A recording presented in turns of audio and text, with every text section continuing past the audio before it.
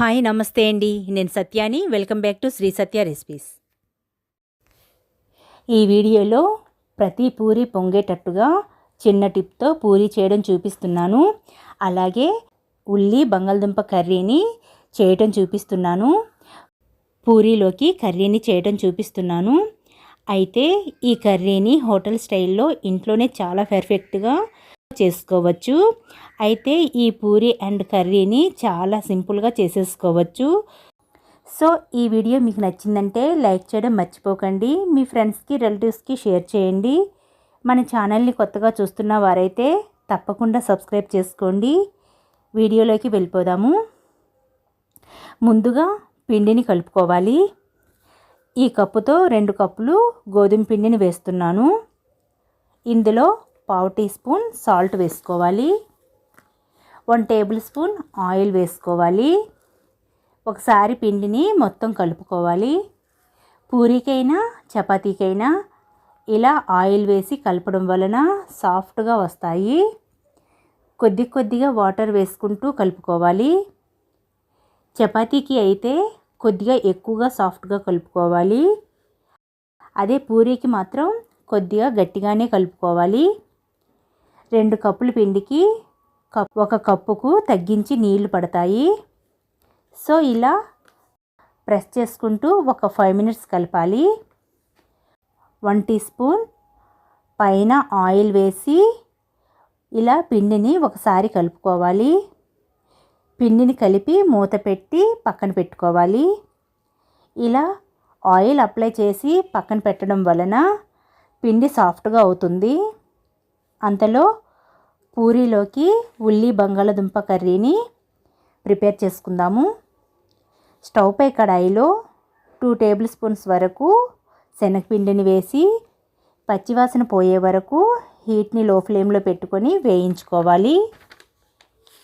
పచ్చివాసన పోయి ఇలా లైట్గా కలర్ మారిన తర్వాత ఈ పిండిని ఒక బౌల్లోకి తీసేసుకోవాలి. స్టవ్ పై గిన్నెలో ఈ గరిటెతో 2 గరిటెలు అంటే 4 టేబుల్ స్పూన్స్ వరకు ఆయిల్ వేసుకోవాలి. 1 టీ స్పూన్ ఆవాలు వేసుకోవాలి. 5 సెకండ్స్ వేగనివ్వాలి.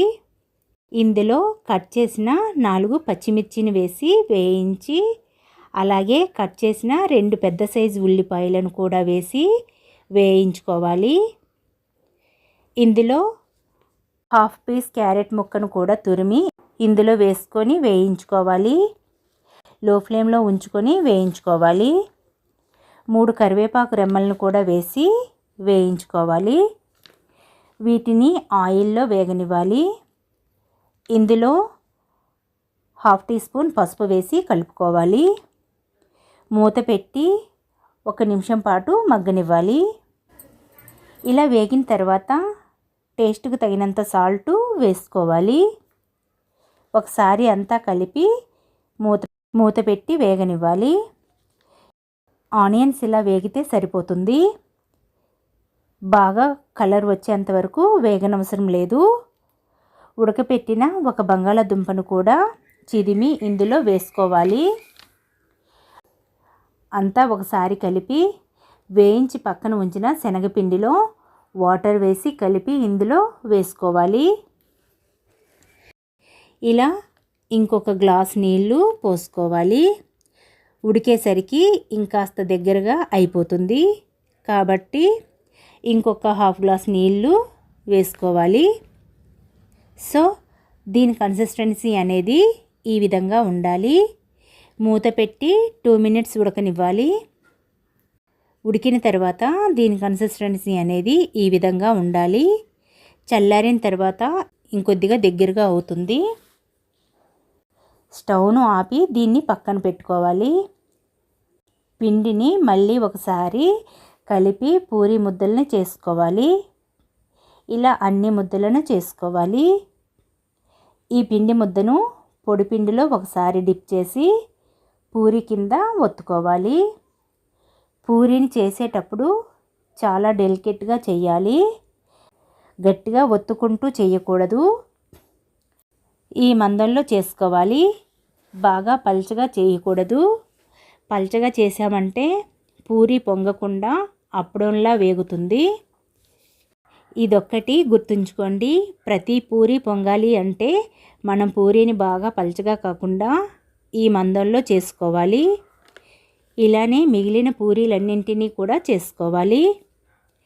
స్టవ్ పై కడాయిలో డీప్ ఫ్రైకి కావలసినంత ఆయిల్ వేసుకొని ఆయిల్ బాగా హీట్ అవ్వనివ్వాలి.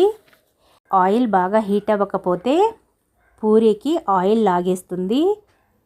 ఆయిల్ బాగా హీట్ అయిన తర్వాత పూరీని వేసి లైట్గా ప్రెస్ చేయాలి. ఇలా పొంగుతుంది.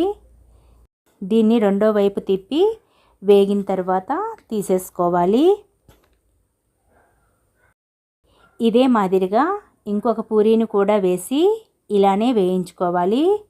చూస్తున్నారు కదా, ఇలా చేసామంటే ప్రతి పూరీ కూడా పర్ఫెక్ట్గా పొంగుతుంది. ఇంతే, ఇలానే మిగిలిన పూరీలను వేయించుకోవడమే. ఇంతేనండి, చాలా సింపుల్గా పూరీ అండ్ ఉల్లి బంగాళదుంప కర్రీని చాలా టేస్టీగా చేసుకోవచ్చు. ఇలా ఇప్పుడిప్పుడే వంట నేర్చుకునే వాళ్ళు, బ్యాచిలర్స్ అయినా సరే ఈ వీడియోని చూసి చాలా పర్ఫెక్ట్గా చేయగలుగుతారు. సో ఈ వీడియో మీకు నచ్చినట్లయితే లైక్ చేయడం మర్చిపోకండి.